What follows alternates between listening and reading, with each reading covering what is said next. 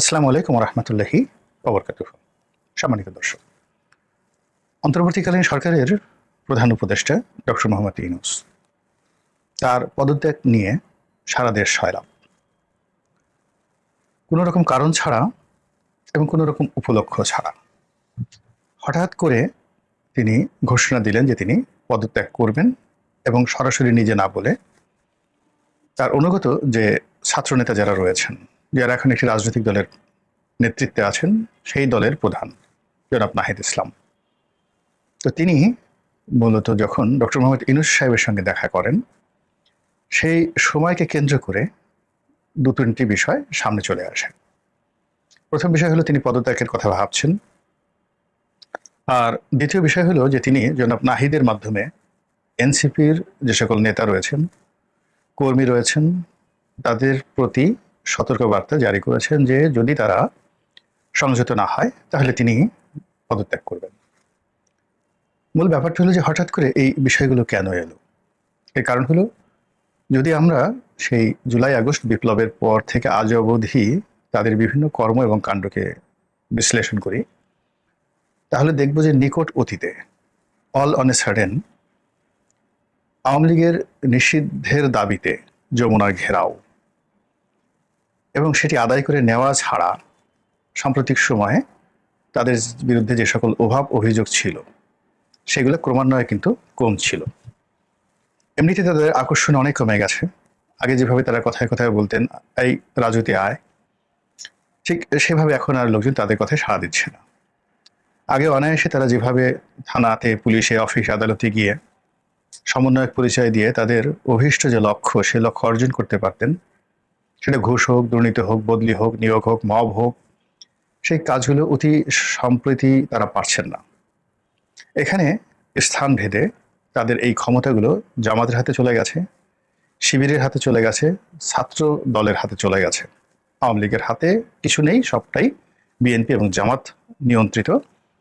পুরো যে আমাদের যে সামাজিক যে প্রেশার গ্রুপ রয়েছে, যারা চাঁদাবাজি, দখলবাজি, স্থানীয় আনঅফিসিয়াল বিচারবাজি থেকে শুরু করে যা কিছু রয়েছে, মববাজি, এগুলোর সঙ্গে জড়িত, যা কিনা এই জুলাই আগস্ট বিপ্লবের পরে পুরোটাই সমন্বয়করা করতেন, সেটি এখন 5% তাদের হাতে নেই।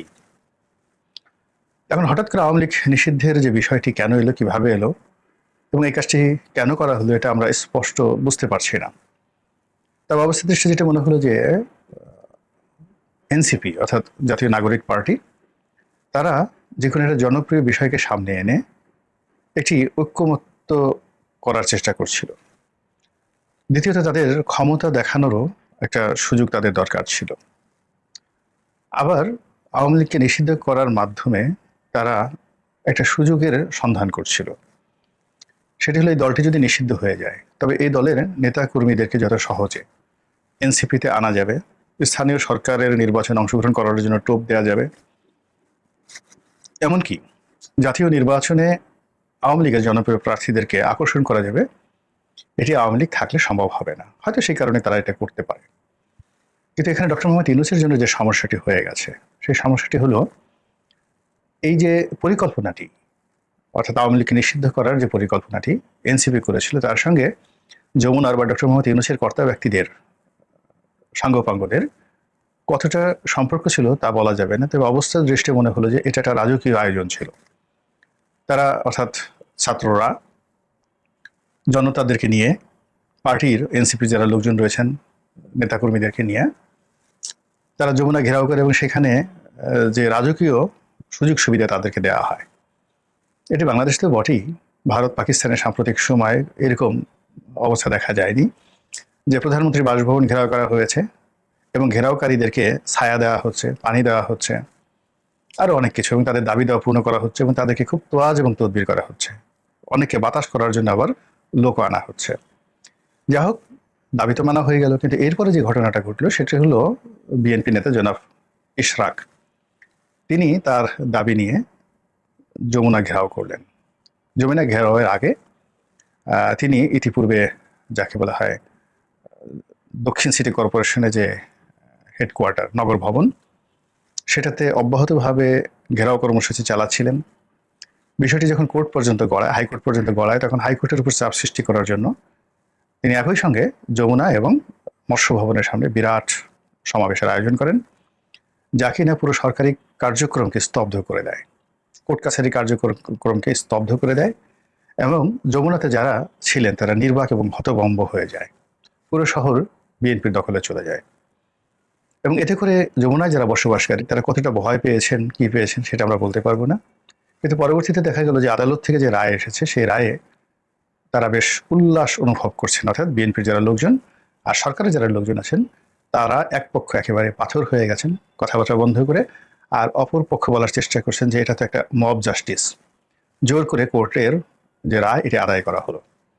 এগুলো নিয়ে যখন সারা বাংলাদেশে তোলপাড় চলছে, হাসাহাসি চলছে, পক্ষে বিপক্ষে কথাবার্তা চলছে, ঠিক এই সময়টাতেই ডক্টর মোহাম্মদ ইউনূস এই ঘোষণাটি এলো বা উনি দিলেন। তো সবাই প্রথমে বলার চেষ্টা করলেন যে এই ঘটনা কোথায় গিয়ে গড়াবে, তিনি যদি সত্যি পদত্যাগ করে বসেন তাহলে কি হবে, অথবা তিনি হয়তো আশা করেছিলেন যে ক্ষমতায় যদি তিনি বসা আছেন তার বিকল্প এই মুহূর্তে দেশে বিদেশে নেই।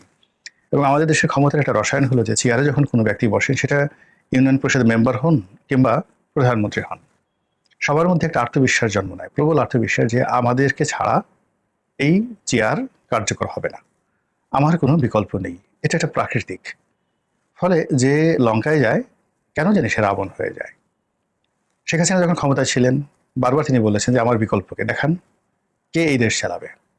আবার এখন ডক্টর মোহাম্মদ ইউনূস বসে আছেন, তার মনেও একই চিন্তা যে আমার যে বিশ্ব মানবতা রয়েছে, বৈশ্বিক যোগাযোগ রয়েছে, বুদ্ধিমত্তা রয়েছে, জনপ্রিয়তা রয়েছে, তো আমার সমপর্যায়ের লোক তো বাংলাদেশে দ্বিতীয়টি নেই। আমি যদি এই বিপদের দিনে এই চেয়ারে না থাকি তাহলে তো পুরো দেশ মুখ থুবড়ে পড়বে, কাজেই আমি এরকম একটা ঘোষণা দিলে সবাই আমার কাছে এসে হুমড়ি খেয়ে পড়বে।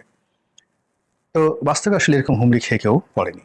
হ্যাঁ, পড়েছেন কেউ কেউ, সেটা হলো তার একান্ত আপনজন এবং গত কয়েক মাসে যারা ডক্টর মোহাম্মদ ইউনূসকে কেন্দ্র করে পদ পেয়েছেন, পদবি পেয়েছেন, টাকা পেয়েছেন, বাড়ি গাড়ি সব কিছু পেয়েছেন, তারা অনেকেই কান্নাকাটি করেছেন। কেউ যেতে পেরেছেন যমুনাতে, কেউ যেতে পারেননি, কিন্তু কান্নাকাটি করেছেন এবং আমরা সামাজিক মাধ্যমে তাদের সেই বিষয়গুলো দেখতে পাই।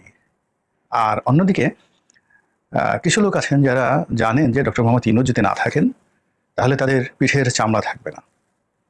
আওয়ামী লীগের নেতাকর্মীদেরকে যেভাবে অপদস্থ করা হয়েছে, তাদের বিরুদ্ধে যেভাবে মামলা দেওয়া হয়েছে, তার চেয়ে বহু বহু গুণ বেশি নির্মমতা নিয়ে, নৃশংসতা নিয়ে তাদের উপর আক্রমণ চালানো হবে এবং সেক্ষেত্রে বিচারে যাওয়া, জেলে যাওয়া অনেক একটা স্বপ্নের বিষয় হবে, সোনার পাথর বাটির মতো হবে। বেশিরভাগ ক্ষেত্রে গণপিটুনিতে অনেকের প্রাণবায়ু বের হয়ে যাওয়ার সম্ভাবনা রয়েছে এবং এই ধরনের সম্ভাবনা যাদের রয়েছে তারা রীতিমতো কান্নাকাটি শুরু করেছেন এবং তারা ডক্টর মোহাম্মদ ইউনূসের জন্য একেবারে জীবন প্রাণ দিয়ে দেওয়ার জন্য চেষ্টা করছেন আর কি। তো এই যে একটা অবস্থা চলছে, সেই অবস্থার প্রেক্ষিতে এখন ডক্টর মোহাম্মদ ইউনূস যে কথা বলে ফেলেছেন বা যে ইচ্ছা প্রকাশ করেছেন, সেটি নিয়ে কিন্তু প্রকৃতি নিদারুণ খেলা শুরু করেছে। অর্থাৎ তিনি যেভাবে আশা করেছিলেন সেইভাবে কিন্তু ঘটনাটা ঘটেনি। বেশিরভাগ মানুষ তার এই বক্তব্যে খুশি, বেশিরভাগ মানুষ বলছে চলে যান, বাংলাদেশের সবচেয়ে বড় দল যারা আগামীতে ক্ষমতা আসবে বলে দেশের সব মানুষই বিশ্বাস করে, তাদের কথা ব্যক্তিরা বলার চেষ্টা করেছেন যে আমরা তো আপনার পদত্যাগ চাইনি, তো আপনি যখন যেতে চাচ্ছেন চলে যান, আমাদের বিকল্প আছে, এদেশে মানুষের অভাব নেই। এরকম একটি কথা বিএনপির নেতাদের পক্ষ থেকে আসবে, এটা ছিল একেবারে আনএক্সপেক্টেড।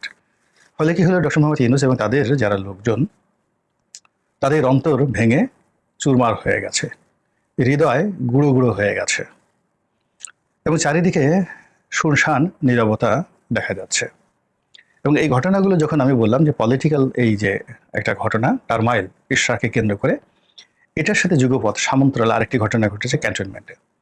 সেখানে সেনাপ্রধান জেনারেল ওয়াকারুজ্জামান তিনি তার সহকর্মীদেরকে নিয়ে একান্ত সেনাবাহিনীর একটি বৈঠক করেছেন, অভ্যন্তরীণ একটি বৈঠক করেছেন এবং সে বৈঠক থেকে যে সকল তথ্য এসেছে, কথাবার্তা এসেছে, এতে স্পষ্টতই ডক্টর মোহাম্মদ ইউনূসের জন্য বিব্রতকর অনেক পরিস্থিতি তৈরি হয়েছে।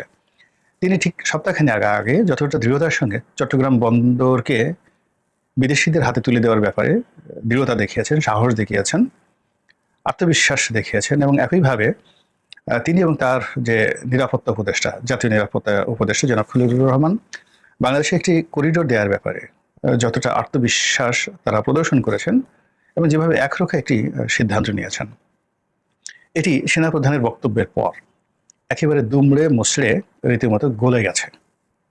এখানে দুমড়ে মুচড়ে মানে ধরুন একটা স্টিল বা একটা গাড়ি দুমড়ে গেল, মুচড়ে গেল, তারপর সেটার উপর একটা উত্তাপ প্রয়োগ করা হলো, এমন হিট দেওয়া হলো যে সেটি গলে একদম পানির মতো টলটল করে গেল।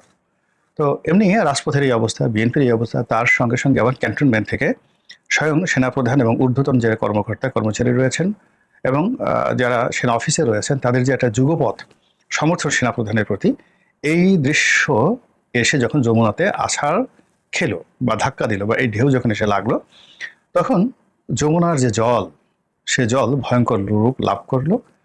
যমুনার ঘুম হারাম হয়ে গেল এবং যমুনার কারণে বা ক্যান্টনমেন্টের কারণে বা এরশাকের কারণে বা এনসিপির কারণে মানে অনেকগুলো মানে এখানে কমপ্লেক্স একসঙ্গে এসে এখানে দানা বাঁধলো যে আপনি কোনটা যে কোন কারণে দায়ী বলা যায় না, কিন্তু ডক্টর মোহাম্মদ ইউনূস বলে ফেললেন যে তিনি আর ক্ষমতা চালাতে চান না।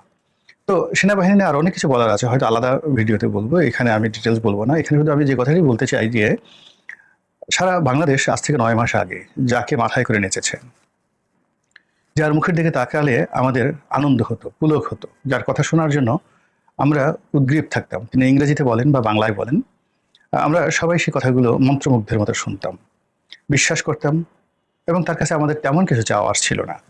তিনি থাকুন, শুধুমাত্র আইন শৃঙ্খলা রক্ষা করুন এবং আমাদের বাংলাদেশের যে চলমান সমস্যাগুলো রয়েছে, অভাব, অভিযোগ, বেকারত্ব, ব্যাংকের সমস্যা, দেউলিয়াপনা, যেগুলো সাবেক সরকারের আমলে হয়েছে, সেগুলো আরও অবনতি হবে এটা আমরা সবাই জেনে নিয়েছিলাম, বুঝে গিয়েছিলাম। ফলে ডক্টর মোহাম্মদ ইউনূসের প্রতি আমাদের ধৈর্য ছিল অনেক বেশি, সহানুভূতি ছিল অনেক বেশি, কিন্তু সেই জায়গাগুলো তিনি এবং তার লোকেরা এমনভাবে নষ্ট করে ফেলেছেন যে এখন তারা কোনো কথা বললে আমাদের আর বিশ্বাস হয় না, কোনো আশা দেখালে আমরা নির্ভর করতে পারি না। তার যে বিভিন্ন লোকজন তিনি এনেছেন, সেটা সুন্দরী কোঠায় বা কোটায় যাদেরকে এনেছেন, বান্ধবী কোটায় যাদেরকে এনেছেন, অন্যান্য বিভিন্ন কোটায় যাদেরকে তিনি নিয়োগ লাভ দিয়েছেন, এদের কথাও কিন্তু আমরা মনোযোগ সহকারে শুনতাম। কিন্তু এদেরকে দেখলে এখন আমাদের মেজাজ গরম হয়ে যায়, আমাদের গোসায় এসে যায় শরীরে, অনেকের ঘাম এসে যায় শরীরে এবং খুবই আমাদের মধ্যে একটা বিরক্তি ভাব চলে আসে। মানে আপনাদের শরীরে যাদের অ্যালার্জি আছে, কচু খেলে বা কচুর লতি খেলে শরীর যেভাবে চুলকায়, এভাবে এখন অনেকের কথাবার্তা শুনলে বা তাদের চেহারা শুরু দেখলে, টেলিভিশন দেখলে আমাদের শরীর চুলকাতে থাকে, আমরা অনেকে চ্যানেল পরিবর্তন করে ফেলি, অনেকে টিভি বন্ধ করে ফেলি। তো এই যে একটা অবস্থা, এটা একটা ইঙ্গিত, ডক্টর মোহাম্মদ ইউনূসের জন্য ইঙ্গিত। যখন পৃথিবী আপনাকে ছেড়ে দেয়, তখন এরকম দেখবেন যে পৃথিবীর কোনো মানুষই আপনাকে নিয়ে আকর্ষণ বোধ করে না এবং আপনি যা কিছুই বলবেন সব কিছু রিভার্স হয়ে যায়। আপনি যে কথাই বলবেন, যে চেষ্টাই করবেন, সেখানে কিনা আপনি অপমানিত, লাঞ্ছিত হবেন। আমি ছোট্ট একটা উদাহরণ দিলেই বুঝতে পারবেন। 2024 সনের যে নির্বাচনে শেখ হাসিনা এলেন, আমি বললাম যে একটা টকশো গিয়ে বললাম তৃতীয় মাত্রাতে নির্বাচনের ঠিক 15 দিন পরে যে এই সরকার হয়তো 6 মাসের বেশি টেকবে না, নট মোর দ্যান 6 মান্থ। এরপর যখন তিনি চায়নাতে গেলেন, আমি নিষেধ করলাম যে এই সময়টাতে তার চায়নাতে যাওয়াটা ঠিক হবে না, কিন্তু তিনি চায়নাতে গেলেন এবং তিনি চায়না থেকে আসার পর আমি আবার বললাম, টকশোতে বললাম, ইউটিউবে বললাম যে শেখ হাসিনার উচিত হবে না কোনো কিছুতেই যে এখন উনি একটা সংবাদ সম্মেলন সচরাচর করেন, ওনার যে সকল দালাল সাংবাদিক রয়েছেন তাদেরকে নিয়ে যেভাবে তিনি মানে মুখ ঝুলিয়ে ঝুলিয়ে তিনি আত্মবিশ্বাস নিয়ে সবাইকে ইঙ্গিত করে যে কথাবার্তাগুলো বলেন, এই সময়টিতে তার বলাটা ঠিক হবে না এবং তিনি এই সংবাদ সম্মেলনটা বাদ দিলে তার জন্য ভালো হবে। কিন্তু দেখুন তিনি সেই সংবাদ সম্মেলনটা করলেন এবং সেখান থেকেই বের হয়ে গেল রাজাকারের বাচ্চা, নাতিপুতি। পরের ঘটনাগুলো তো ইতিহাস। এখন দেখুন যে শেখ হাসিনা 2 হাতে বিশ্বকে চালিয়েছেন, এক হাতে রাশিয়া আর এক হাতে আমেরিকা, এক হাতে চীন আর এক হাতে ভারত, কখনো সমস্যা হয়নি। তিনি বিএনপি, জামাত, জাতীয় পার্টি, ওয়ার্কার্স পার্টি, জাসদ সবাইকে মানে 10 হাতে চালিয়েছেন। তো সেই ক্ষমতা মুহূর্তের মধ্যে একেবারে এই ছাত্র জনতা যারা রয়েছেন, তখন তারা কোটা বিরোধী আন্দোলনের নায়ক ছিলেন, তাদের হাতে এইভাবে পর্যদস্ত হবে এটা আমরা কেউ কল্পনা করতে পারিনি। কিন্তু যারা নীতি জানেন, নৈতিকতা জানেন, যুক্তি জানেন, লজিক জানেন এবং যারা বিধাতাতে বিশ্বাস করেন, তারা কিন্তু বুঝতে পেরেছিলেন যে শেখ হাসিনার আয়ু শেষ হয়ে গেছে। ফলে অনেকেই কিন্তু যারা সতর্ক ছিল আওয়ামী লীগের মধ্যে, তারা জুলাই মাসের 15 তারিখের মধ্যে কিন্তু তারা দেশ ছেড়েছেন। আবার বলছি, জুলাই মাসের 15 তারিখের মধ্যেই দেশ ছাড়েছেন। এবং যারা আরেকটু বুদ্ধিমান, তারা ঠিক জুলাই মাসের 30 তারিখের মধ্যে দেশ ছেড়েছেন। তো এই যে প্রকৃতিকে বুঝতে পারা, এটা একটা বড় গুণ। ডক্টর মোহাম্মদ ইউনূসের যারা লোকজন আছেন, তাদেরকেও এখন এই প্রকৃতির হিসাবকে বুঝতে হবে যে রাতারাতি এই রিভার্স হওয়ার কথা না। কেন হলো, কিভাবে হলো, এবং এখান থেকে রিগেইন করা সম্ভব কিনা। আমার ক্ষুদ্র বুদ্ধি বলছে যে এখান থেকে আর রিগেইন করা সম্ভব নয়, কোনো অবস্থাতেই সম্ভব নয়। একবার বিশ্বাস, মানে আসলে ভিত্তি দুটো। আপনি দেখবেন যে স্বামী স্ত্রীর মধ্যে একটা বিয়ে হয়, তারপরে পিতা পুত্রের মধ্যে একটা রক্তের সম্পর্ক থাকে, সেখানে অনেক রকম বিরোধ হলেও সেগুলো নিষ্পত্তি করা যায়, একটা ম্যান্ডেট থাকে। তদ্রূপ রাজনৈতিক সরকার যখন ভুল করে, ভ্রান্তি করে, তখন সেগুলো নেগোশিয়েট করার মতো একটা ম্যান্ডেট থাকে। কিন্তু এই সরকারের যেহেতু ম্যান্ডেট নেই, এর পুরোটাই কিন্তু বায়বীয়, পুরোটাই বিশ্বাস, পুরোটাই ভালোবাসা, শ্রদ্ধা, প্রেম। এখন সেই জায়গাগুলো যদি একবার নষ্ট হয়, অর্থাৎ বিশ্বাস যদি একবার নষ্ট হয়ে যায়, কোনো অবস্থাতে সেই বিশ্বাস কিন্তু আর ফিরে আসে না। ডক্টর মোহাম্মদ ইউনূস সম্পর্কে যে বিশ্বাস ছিল, সেই বিশ্বাসটা আমাদের চলে গেছে। এখন টুডে অর টুমরো আমাদের সবাইকে মরতে হবে, সবাইকে যেতে হবে। ক্ষমতা চিরস্থায়ী নয়। আল্লাহ আমাদেরকে ক্ষমতা দেন, পরীক্ষা করেন। এখন সেই পরীক্ষায় ডক্টর মোহাম্মদ ইউনূস এবং তার যারা লোকজন কি ফলাফল করেছেন, তা রাজপথের নমুনা দেখলে আমরা কিন্তু বুঝতে পারি।